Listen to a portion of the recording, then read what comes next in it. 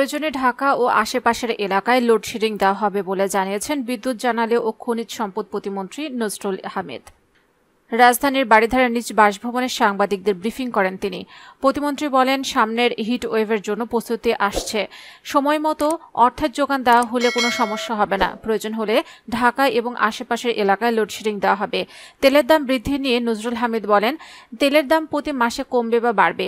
একই ধারাবাহিকতায় বিদ্যুতের দামও বছরে 4 বার কমবে বাড়বে, কারণ ধীরে ধীরে বিদ্যুতের ভর্তুকি থেকে বেরিয়ে আসার পরিকল্পনা করছে সরকার। ডলারের দাম বাড়ানোর বিষয়ে তিনি বলেন, ডলারের দাম বাড়িয়ে দেওয়ার বিদ্যুৎ ও জ্বালানিতে বাড়তি চাপ তৈরি হবে। বিষয়টি নিয়ে বাংলাদেশ ব্যাংকের গভর্নরের সঙ্গে আলোচনা করা হবে।